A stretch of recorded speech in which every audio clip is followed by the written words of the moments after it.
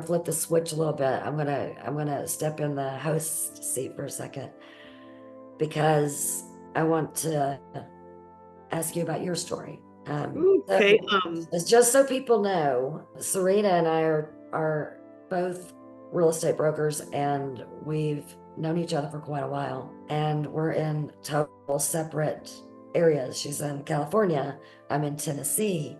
So we don't see each other often, but we communicate a lot in these groups that we're in. And she put something up on Facebook or in our private group, and I'm not sure which one it was, Serina, that I saw it. And it was like I immediately knew. I knew. And I reached out to her, and it turned out that her grandson, was diagnosed with hypoplastic left heart syndrome, just like mine. And from there, I'd like for her to tell her story a little bit.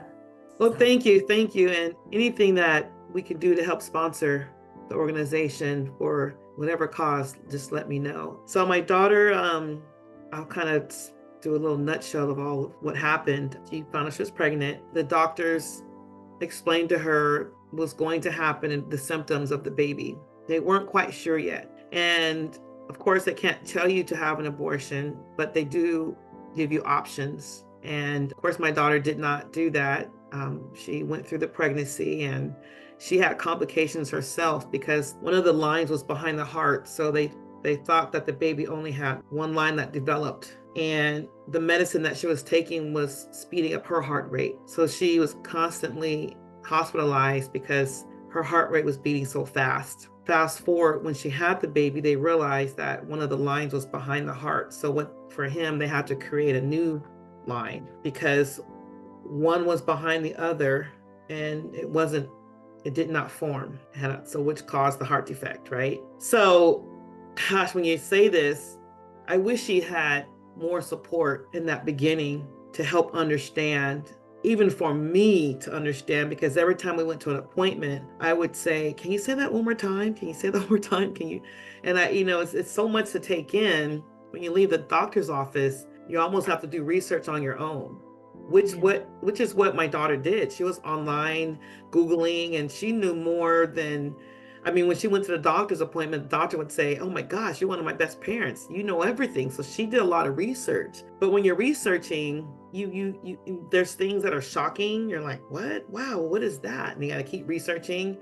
And I'm saying that because the help that you're offering and what you're creating is so needed with these parents, more than you can imagine, more than I can imagine. So the baby was born, and we had the specialist, the doctors who specialize in this particular case. About 3 days prior to her delivering, they called it off, and they said, this is just not going to happen. The baby's not going to make it.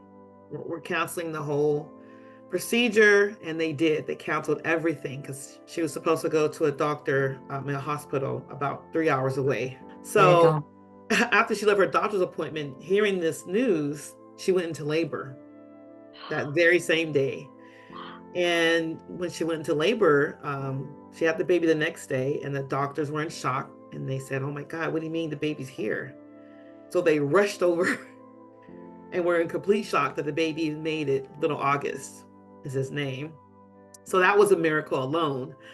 Baby was born. He went through a series of surgeries. We were able to go to the hospital and visit him. However, we could not hold him because of all the tubes, and he was on a breathing treatment the entire time, pretty much.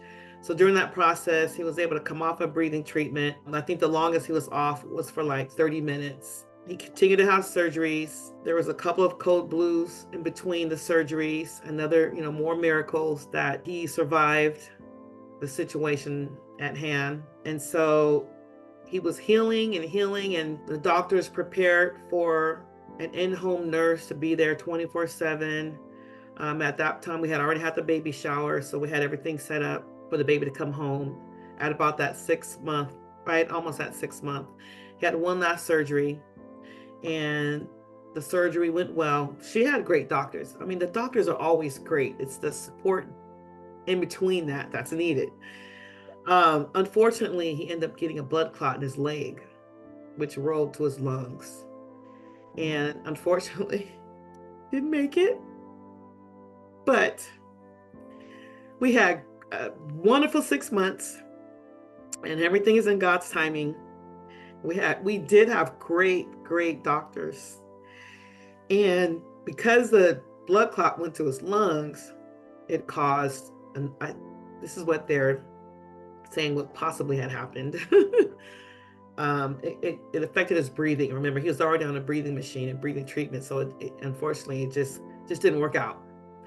So he left and is in a better place with the Lord. The trauma after that, I don't know what's worse, beginning or the after. Because now you're kind of sitting there. Yes, like, what do I do next? What do I do next? And this is where the support comes in even more, is most importantly in the beginning, during, and then after, either way.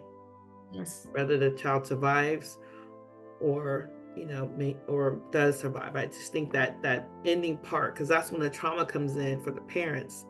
And had he made it, it would have been a lot of work. We already know a lot, and I don't want to say work, but work. No, you know what I'm saying? Right. No, you're right, Serina. It is work. It is a lot of work. Yeah. Being a stay-at-home parent is a lot of work. Being a stay-at-home parent with a medical child, yeah, is a lot more work. And it's the stress, your finances. If you have other children, then like you said, the fathers, the men, they adapt and react to things differently than women do, or vice versa. And the trauma, and the divorce rate, yeah, is so high. It is so high. I could see that. But how many marriages could be saved? I'm sorry? How many marriages could be saved if there was something on this front end? Yeah. Yep.